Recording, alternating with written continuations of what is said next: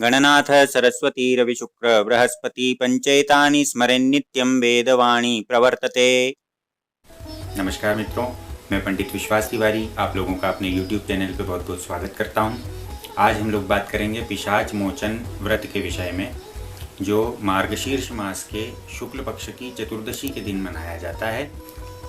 कई बार हम लोग देखते हैं कि कुछ लोग प्रेत बाधा से या पिशाच बाधा से ग्रसित हो जाते हैं, या किसी किसी के घर में उनके पितृ पिशाच आदि योनियों में, प्रेत योनियों में प्राप्त हो जाते हैं, और उसके कारण परिवार के सदस्यों को कई प्रकार की समस्याएं आती हैं।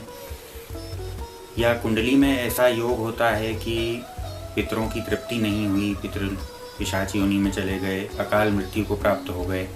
इस प्रकार की कई समस्याएं देखने को मिलती हैं। सभी को जिज्ञासा होती है कि यदि ऐसी समस्या है तो उसका निराकरण क्या है। तो हमारे शास्त्रों में हर बात का, हर समस्या का निराकरण है।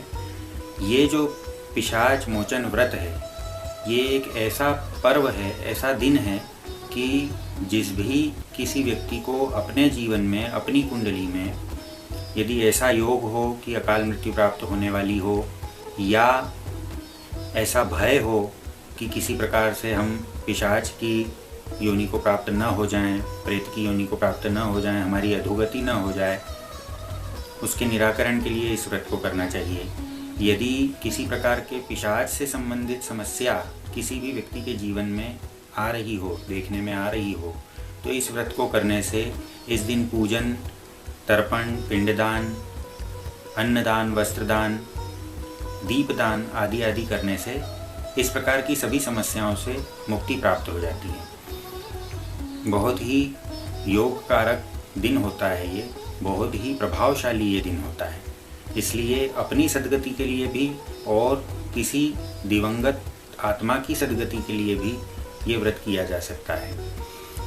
इसके अलावा किसी स्थान पर, किसी मकान में या किसी व्यक्ति पर यदि प्रेत बाधा हो या पिशाच बाधा हो, तो उसको छुड़ाने के लिए, उसके शमन के लिए, उसको स्वास्थ्य लाभ प्राप्त कराने के लिए भी इस व्रत को किया जाता है।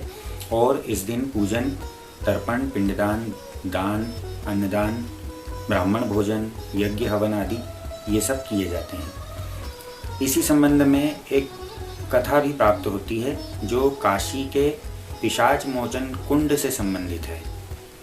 एक तो काशी में पिशाच मोचन कुंड इस विषय में बहुत प्रसिद्ध है, और दूसरा अवंतिका क्षेत्र अर्थात उज्जैन में क्षिप्रा के तट पर राम घाट पर एक पिशाच मुक्तेश्वर महादेव का मंदिर है। उस मंदिर में पूजन अर्चन करने, दर्शन करने से भी प्रेतत्व से, पिशाचत्व से जीव की मुक्ति होती है। तो इन दोनों ही क्षेत्र में इस व्रत का बहुत विशेष महत्व है। और यदि ये दोनों क्षेत्र सुलभ नहीं हैं, तो जहाँ आप स्थित हैं वहीं पर किसी शिव मंदिर में जाकर के पूजन आदि, अर्चन आदि, तर्पण आदि करना चाहिए, और व्रत करके सायंकाल में दीपदान करके और फिर व्रत को छोड़ना चाहिए। यही संक्षिप्त इसकी विधि है। कथा मैं आप लोगों को बताता हूँ। एक समय की बात है, काशी क्षेत्र में वाल्मीकि मुनि उस कुंड पर पहुँचे। वहाँ पर एक ब्राह्मण जो अधोगति को प्राप्त हो गया था, वो उपस्थित हुआ वाल्मीकि जी को देख करके कि इनके माध्यम से किसी प्रकार मुझे शांति प्राप्त हो जाए। वाल्मीकि जी को उसने अपना सारा वृत्तांत कह के सुनाया कि मैंने पूरे जीवन काल में केवल दान लिया है, और अधिक से अधिक जितना हो सके उतना लोगों को लूटा है और दान लिया है। ब्राह्मण होने के नाते मुझे दान प्राप्त भी हो जाता था। बहुत धन मैंने इकट्ठा किया, और उसके बाद में मेरी मृत्यु हो गई।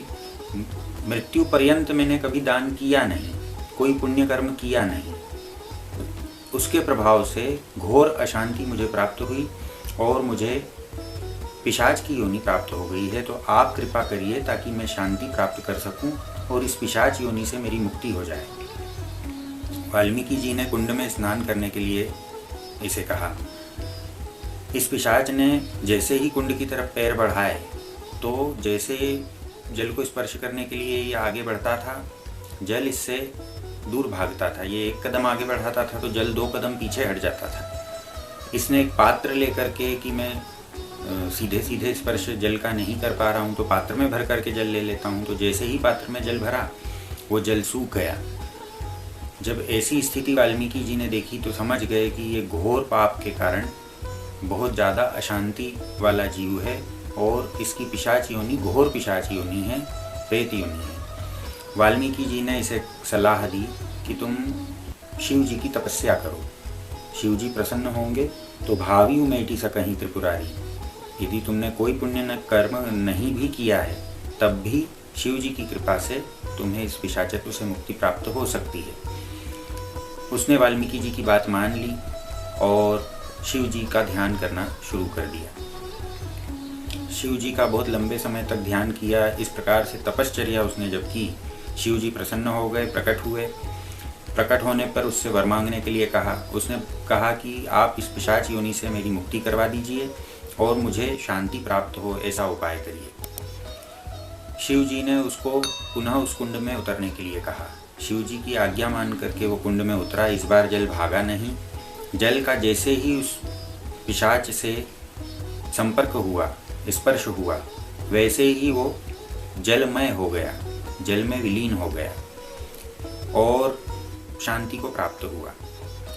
तब उसने शिव जी से ये प्रार्थना की कि इस कुंड में आकर के जो भी अपने पितरों के लिए या किसी भी दिवंगत आत्मा के लिए तर्पण पिंडदान आदि करेगा, इस स्थान पर आकर के शिव जी की पूजन करेगा और होम यज्ञ आदि जो जो पुण्य कर्म हैं वो सब करेगा, तो उसके पितरों को भी और जिस जीव के निमित्त वो ये कर्म करेगा उस जीव को भी शांति प्राप्त हो, उसकी प्रेतत्व से, पिशाचत्व से मुक्ति हो।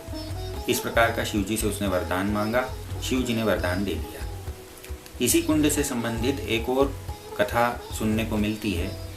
एक बार गणेश जी एक ज्ञानदास नाम के व्यक्ति को गंगा के पास लाए। वो भी कर्मों के कारण निम्न योनि में चला गया था, अशांति को प्राप्त हुआ था। तो गणेश जी और कार्तिकेय जी से उसने प्रार्थना की थी कि आप मेरी मुक्ति का साधन करिए। काशी क्षेत्र में जब उसको लेकर के गणेश जी आए और गंगा में स्नान करने के लिए उसको आगे बढ़ाया तो गंगा जी ने मना कर दिया। गंगा जी ने कहा कि ये इतना पापी है कि मैं इसको स्वीकार नहीं करती। तब ज्ञानदास बहुत उदास हो गया। तब गणेश जी गंगा जी के कहने पर ही पिशाच मोचन कुंड पर उस ज्ञानदास को लाए और वहाँ स्नान करने से उसकी जो निम्न कोटि की योनि थी उस योनि से उसको मुक्ति हुई और परम पद को वो प्राप्त हुआ।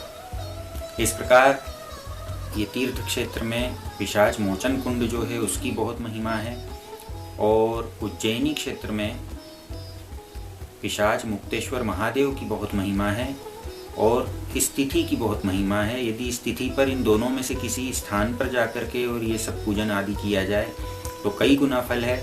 वहाँ तक न जा पाएँ तो जहाँ उपस्थित हैं वहीं किसी शिव मंदिर में पिशाच मुक्तेश्वर और पिशाच मोचन कुंड का स्मरण करके पूजन आदि किया जाए, तर्पण पिंडदान, होम यज्ञ आदि दान आदि किया जाए तो निश्चित रूप से पिशाचत्व से, प्रेतत्व से मुक्ति जीव को प्राप्त होती है। पितृ संतुष्ट होते हैं, स्वयं की अकाल मृत्यु का योग टलता है और जीवन सुखमय होता है। आज के वीडियो में इतना ही। आप लोगों को वीडियो अच्छा लगा हो तो लाइक करिए, अपने मित्रों में शेयर करिए, सब्सक्राइब यदि नहीं किया है तो तुरंत कर लीजिए, बेल आइकॉन जरूर दबा लीजिए और कमेंट बॉक्स में बताइए कि आप लोगों को वीडियो कैसा लगा। धन्यवाद। सर्वे भवन्तु सुखिनः। हर हर महादेव।